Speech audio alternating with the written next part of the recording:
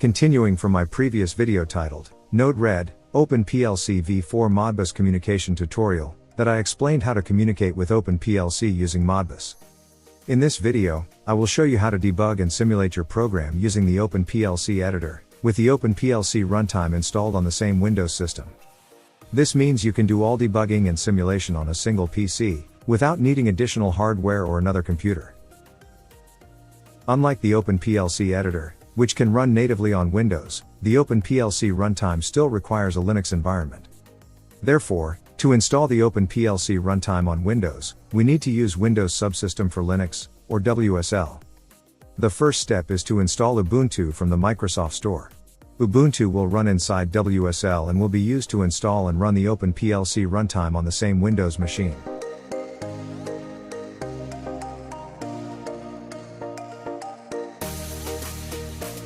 After the installation is complete, click the Open button. A terminal window will appear. Please wait for a moment while Ubuntu finishes its initial setup. During this process, you will be asked to create a new Linux user account, including a username and password. This user will be used to run commands and install the OpenPLC Runtime inside Ubuntu. Next, we need to download the OpenPLC source code. For this, we use the git clone command, followed by the OpenPLC GitHub repository address. This command will copy the entire OpenPLC project from GitHub and save it locally inside our Ubuntu environment. After cloning, then navigate into the project directory. The next step is running the installer. We start the installation process by executing the installation script. This script will automatically compile the source code, install all required components, and configure the OpenPLC runtime on the system. During this process, several packages will be built from source, so it may take a longer time to complete, depending on your hardware and system performance. Please be patient and wait until the installation process finishes successfully before moving on to the next step. After the installation is complete, the next step is run the start script to launch the OpenPLC service. Wait until you see a message indicating that the runtime is running and listening on port 8080. This means the OpenPLC runtime has started successfully and is now ready to be accessed through a web browser. In the OpenPLC runtime, the default username and password are both set to OpenPLC. You can change this default account or add new users by going to the users page in the runtime web interface. You can upload a program and compile it directly in the OpenPLC runtime, or you can skip the upload step and compile the program directly from the OpenPLC editor once it is connected to the runtime. After the compilation is completed, simply click the Start PLC button to run the program.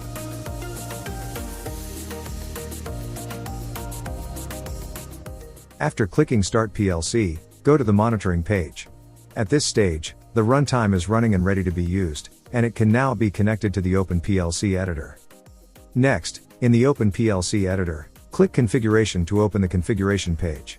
Select the device as OpenPLC Runtime version 3 and enter the IP address of the runtime. Then click Connect and enter the username and password to create the connection. Once the connection is established, click the debugger icon on the left side to start debugging and compiling the program to the OpenPLC runtime.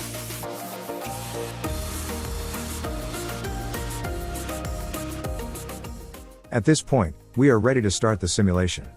Make sure the OpenPLC Runtime monitoring page is open in your browser.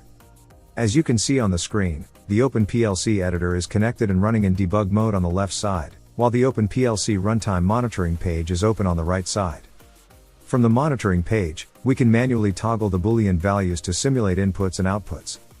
Any changes made here will be reflected immediately in the OpenPLC editor, allowing us to observe the program logic, relay status, counters, and internal variables in real time. This setup allows us to perform a full simulation and debugging process using a single Windows machine, without any physical PLC hardware. Next, in the OpenPLC editor, go to the Tags table. Here, we can select which tags we want to monitor during debugging and simulation. To do this, simply click the debug icon on the right side of the tag. Once enabled, the tag value will be updated in real time, allowing us to see its status while the program is running. Now, during the simulation, we can see the values of the tags we selected in the debug panel next to the console. These values are updated in real time while the program is running. This includes not only Boolean tags, but also real-time values of counters, timers, and other variables, allowing us to clearly observe how the logic behaves during the simulation. With this setup, we can perform debugging and simulation entirely on a single Windows machine using OpenPLC Editor and OpenPLC Runtime. This makes it easier to test, analyze, and validate our PLC logic before connecting it to real hardware.